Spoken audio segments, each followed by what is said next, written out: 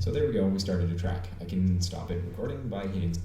So when we left off, that was me experimenting with my interesting streaming software. I realized that I made a minor mistake, so no big deal. So basically what the message I was trying to say is you can stop recording by hitting spacebar, assuming you don't have streaming software that shuts down when you hit spacebar.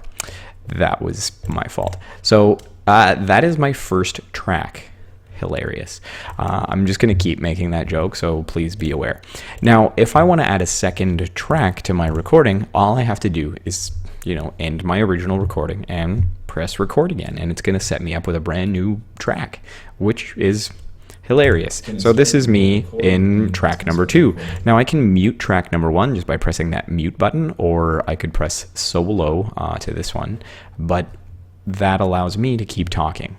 Sometimes you want the previous track to continue recording because maybe you're recording a song and you need to figure out, okay, I'm backup vocals, so I need to sync up with the thing. So you're going to listen to it and then usually in headphones and then sing along. That's how they would do it in a studio. So if this was, say, John Lennon and this was then Paul McCartney is going to sing along with John Lennon, and then later they're going to get George Harrison in and he's going to sing along and add another kind of harmony, and then Ringo will get in there and make a mess of things.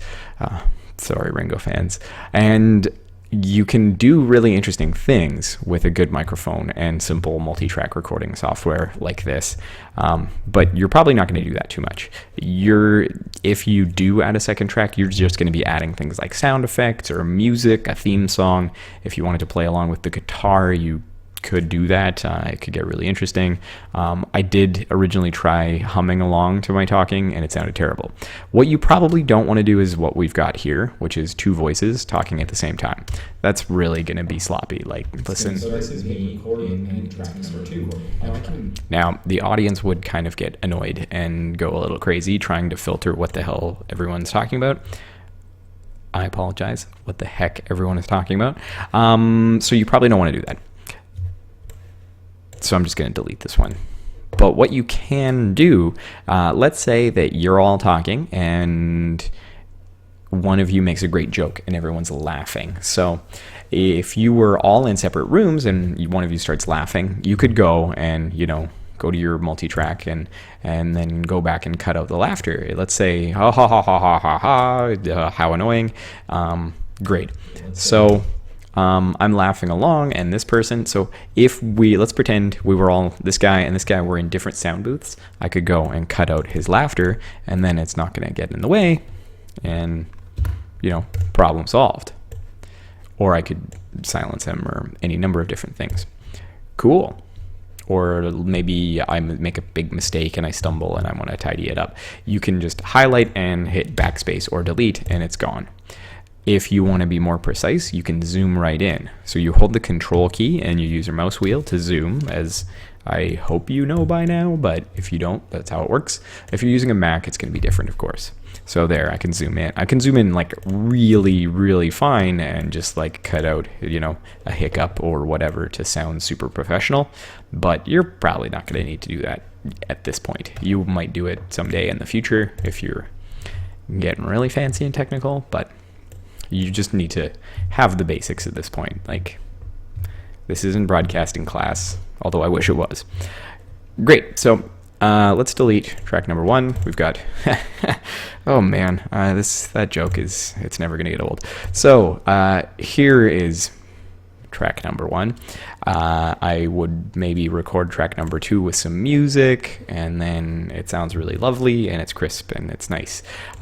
Maybe I decide that I want to add some sound effects and make myself sound spooky. You can do that. You just highlight the section you want to add a sound effect to, and there's a thing here called effect.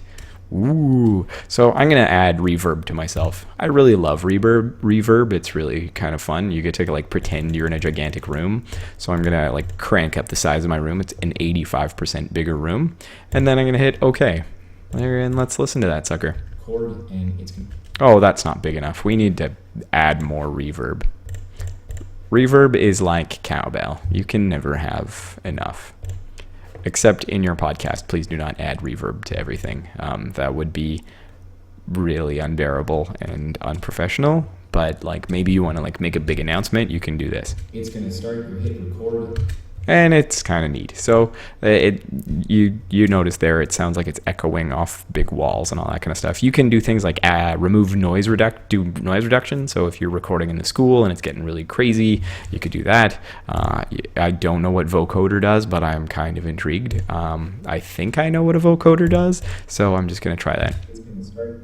Hit record. Yes. So there's a lot of neat effects. You can play with the effects, but keep in mind that any effects you add, you might want to remove later on. So know how to undo and save your file many, many, many times. I think that's good enough for just an intro to this. We did effects, we did multi-track recording, I talked a little bit about adding music. The main thing I want you to do is just learn the basics and play around a little bit. You're gonna want to experiment before you really dive in to fully recording. I think that covers it. I hope this little video is useful, and I hope I didn't mess up making it.